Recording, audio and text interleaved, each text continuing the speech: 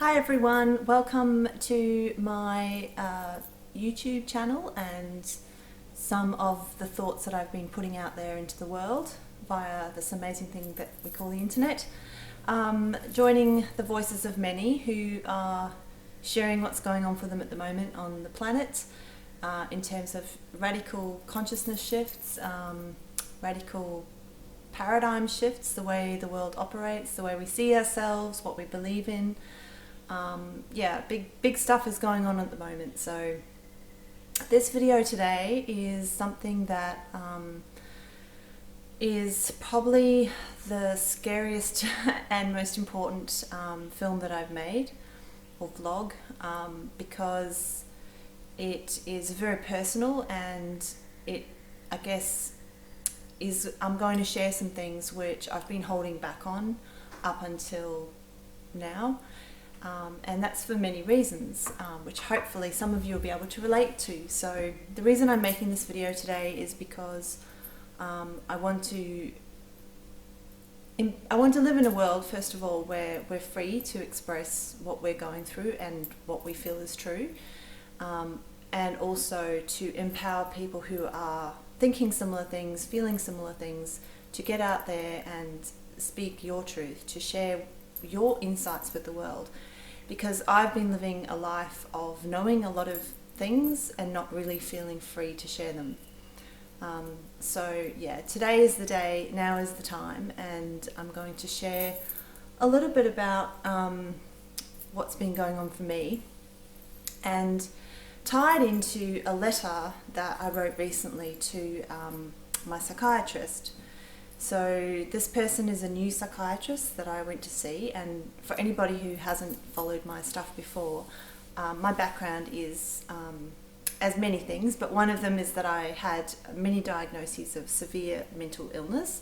So when I say severe, I'm talking about the ones that people don't think there's any cure for, things like schizophrenia, borderline personality disorder and dissociative identity disorder, and most recently bipolar as well. So a whole swath of labels right there, which little boxes that I kind of fit into for a little while. I can see why, you know, people labeled me with those things, but I have a very different understanding of what those experiences meant and of what I'm going through. So the letter that I wrote, I'm making this video to complement the letter, which I'm actually going to publish publicly. So it is going to go out there, I suppose, as like a coming out of what I really believe. And again, as I said, hopefully now's the time. Just more specifically in the mental health arena, there's a lot more challenges these days to the medical model perception of what's wrong with people. So mental illness diagnoses, something called the DSM, which is the big manual that has all these diagnoses, is being challenged in many, many ways by many people. Now, it's one thing for me to challenge, and I have done my whole life, but I don't have the threat of involuntary treatment hanging over my shoulders. So partly why I'm doing this as well is as an inspiration for the liberation of all of those people out there who are on involuntary treatment orders, who are being treated involuntarily. So that means forced treatment for their distress, because what happens is these people turn up to the system, and either they do that innocently, thinking that they might receive help, or they are put into the system by well-meaning, usually friends or colleagues, or who are worried about these people. There's often nowhere else to go. I understand why it happens. But when they enter the system, and it's usually through crisis in an emergency department of a hospital, if they meet with the wrong people, and if they don't have the language to describe what's going on for them, and they don't have the resources and the education and the privilege, perhaps, to speak their truth, then they could wind up being forced to do treatments that they don't agree with. So I'm not here to argue against all medical treatment. I think it should be by choice though, and the idea of forcing medical treatment on anybody, regardless of their mental capacity or not, is, in my view, an abuse, a crime against that person, so a violation of rights, basic human rights. So in the spirit of that, I'm going to just kind of contextualize my letter, and I encourage you to read it as well. So watch this video, and if it resonates with you and you're curious, please have a read of the letter. I'm publishing it on my website, so the link will be just down below. So I have to thank the psychiatrist that I recently went to see. So he's one of many in a long journey, and I had to see a new one because I've moved to a new place. And I found the interaction really interesting because he was, on the surface, or for the most part, I should say, a very empathic, kind, warm, caring human being. And he took a great deal of interest in me, and he asked a lot of questions, and was very curious. He also tried to give an indication that he was open-minded about my views, and sought not to pathologize me, not to use pathologizing medical language to label my experiences. So he sort of gave me the impression I was very free to share my story as I saw it. But I noticed after 2 lengthy sessions with this man that there was some subtle power, taking of power things going on. So there was a kind of an unconscious coercion happening, a sort of a way of him questioning me, and a way of him using his language that shut down perhaps the real story, the real explanations that I would give for my mental illness. There was just this subtle sense that alternative paradigms, natural therapies, that kind of thing, were, in his view, not really worth much. That he would sort of give them, it would be like a platitude. He would say that he doesn't mind if you want to do it, but he doesn't believe in it. So it's kind of invalidating. So it was very subtle what was going on with him. And I came away from, I remember at some point, just towards the very end of the second session, he said to me, is there anything else that I should know before I formalize or create a diagnosis and a plan? Is there anything else to give me context? Again, I appreciate that question. I think he did a really good job to try, like he was really trying. But I remember saying no, because what I was doing is I was scanning in my mind for anything, I'd already sorted out as I was talking to him what I could say and what I couldn't say, what was okay and what wasn't okay.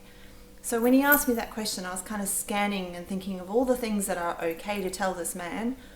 Is there anything missing? And I had to conclude no. Right? So he'd done a very thorough job.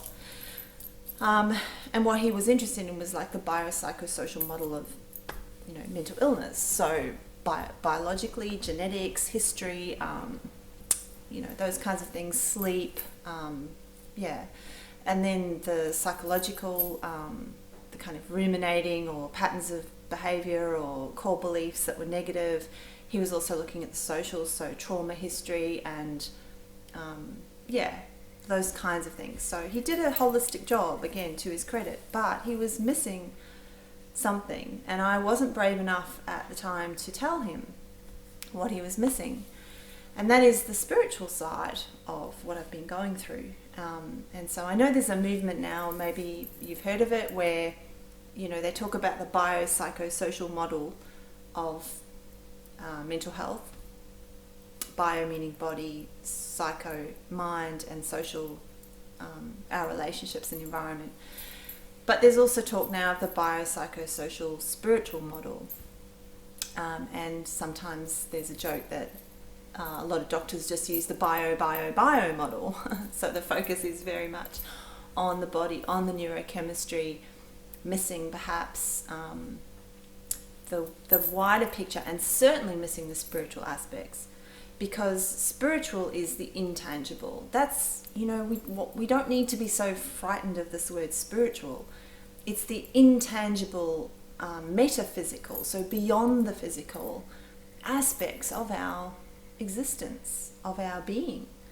And anyone who's meditated deeply enough or had a life after death experience, or even just had a peak experience where you're kind of propelled out of the confines of your mind and body just for a moment, and you can taste the oneness that is, the all that is, the connection to source, to universe, to God, to the infinite. That is the spiritual. And and then it's also at a kind of a more personal level, it's energy, it's the energetic field that we have around us, it's our our psychic abilities to be telepathic and read what's going to perhaps happen to us, so clairvoyancy, clairaudience, clairsentience, being able to sense and feel and hear, and what is beyond. So some people can hear ancestors or people who are deceased. A lot of people with mental illness diagnoses hear voices, and some of those are kind of within, like a self-talk, and some of them aren't. Some of them are actually entities and things that are happening in the other dimensions and beyond, or intrusions, if you like, from other beings. So I don't digress too much, other than to say the spiritual is a really big part of a lot of people's experiences. So, and it gets pretty much ignored in, the assessments that get done. And then a diagnosis will be given to you and a recommendation of treatments based solely on that, which usually involves medication. So I came away from those two meetings and I felt, first of all, there's a few things that happened for me. One was that I was angry. I remember being triggered just in that session at a couple of times when I tried to sort of get my viewpoint in there, and I felt shut down, and it had triggered an old pattern that I've had with my own family, where there wasn't room for my belief systems and my belief systems would get quashed. So that creates like a fight or flight in me, and I get very tense, and I can feel my heart racing and my voice constricting, the throat chakra closing down, not able to speak, and a lot of self-doubt. But that was only like a minor trigger that happened in the session, because I've worked so hard on that stuff and I know myself now, and I can easily get back into my center, my energy. So it didn't last too long. I just kind of noted it was there and then, regrouped. And then I thought about it and I thought, well, what if it doesn't matter what he thinks, this person? I mean, it's always mattered so much in the past that, the people I see as authority figures, it's mattered to me that they understand me. It's mattered to me to be validated. But again, a lot of work has happened, and now I don't care so much. I care a little bit. I have to be really honest, but I don't care a lot, and it's not going to stray me from my own truth. So there was that, and I kind of felt liberated for a moment. I thought, oh wow, like I've really come a long way. Maybe I don't care what this man thinks. Maybe it doesn't matter. And that would have been probably a helpful stance to take. But then I thought about it even more, and I realized that I just paid this person a lot of money. And not only that, but he's going to be writing in records about me a diagnosis based on half the story. And does that have integrity? Do I want to participate in a relationship with him that maybe feels like a bit of a charade, just to get my needs met, just to get a hospital bed, or medication if I absolutely need it, or a listening ear, or extra support, or whatever it might look like, a referral? Do I need to act and pretend just to do that? Now, for some of you listening to this video, you will be feeling that yes, you have had to act in the past, or yes, you are acting right now just to get these needs met. I've been working in mental health now for about 6 years, and I've met so many people that lie to their doctors, that lie to services, just to get that need met, and also to prevent terrible consequences. Having doses of medication upped without their consent, being hauled into hospital without their consent, having their rights to privacy violated, by services calling family maybe that they don't want to know what's going on. These kinds of things happen all the time. So lots and lots of patients, which is what they will be called if you're in the services, you're a patient.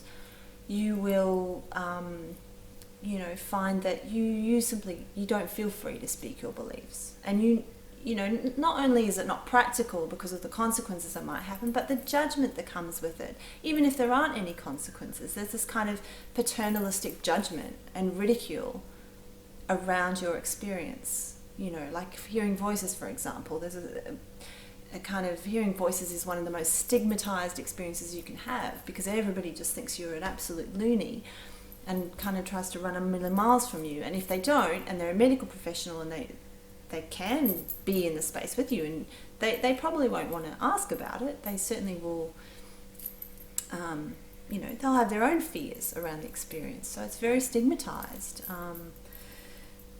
So there are lots of reasons why we may not speak our truth. And, you know, I kind of just had the feeling of enough is enough when I left this person. And I don't want to pick on this particular psychiatrist, and you know, like I said, he actually was really lovely, but I just felt called, urged inside. I thought, you know, if I can't do it, if I can't stand up for my truth, and I have so many privileges at the moment, and I'm really aware of that I'm, you know, that I am educated and I do have a lot of knowledge, and therefore I can speak the language of the people that I'm working with. I can stand up to them verbally, if you like, and I have resources, and I'm a good communicator, and I have a stable home, and I have a good relationships. I have people to back me up if things happen.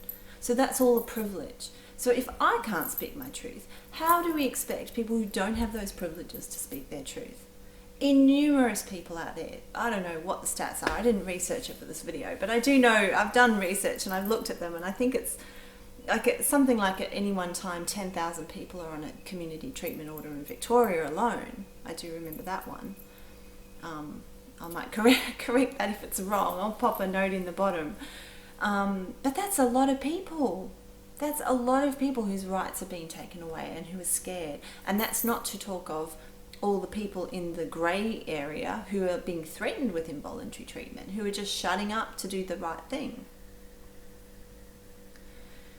So, you know, if they don't have privilege, how are they going to ever stand up? And I look at them and I think, fair enough. But then I look at myself and I think, I haven't got any excuses now. I haven't got any excuses. I have written...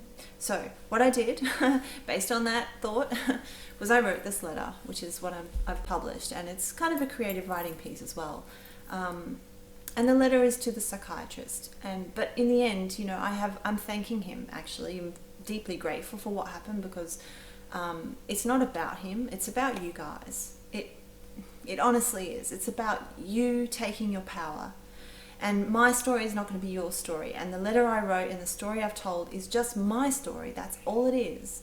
But you also have a story. You have a reason why you think you're going through what you're going through. You have a history. You have a tale of what's happened to you.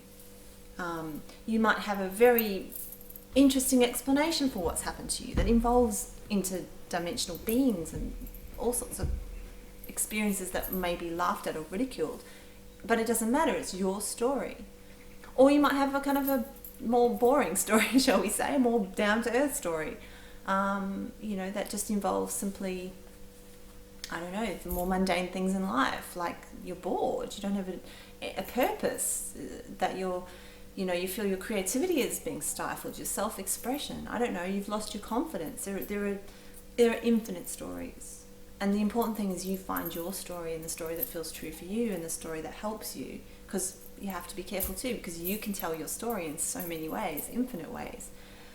Are you telling your story just based on what other people have said about you?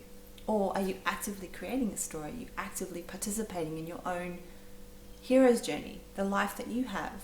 How are you phrasing that story? How are you viewing what's happened to you?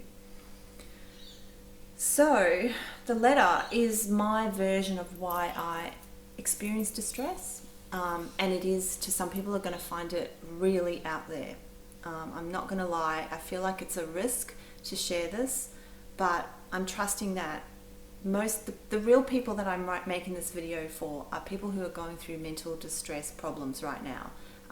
Psychological distress, emotional distress, something that might be called mental illness, whatever it is, wherever you are, I'm making this for you, because it's time to stand in our truth and claim our stories back from the medical model, to claim them back, to take the language back, and to collaborate more with the medical model, to be really fair to that. And I know I'm just kind of generalizing and putting everybody in one basket for the moment, but just for the sake of ease, you know, it's all on a spectrum, of course. The far medical model, if you can imagine, you know, that's the very biological explanation that these people who have mental illness are disturbed because of neurochemical imbalances.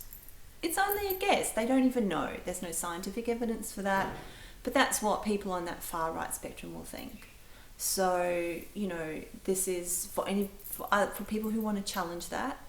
You know, be brave, stand up for your story, stand up for your version of the truth, whatever it is.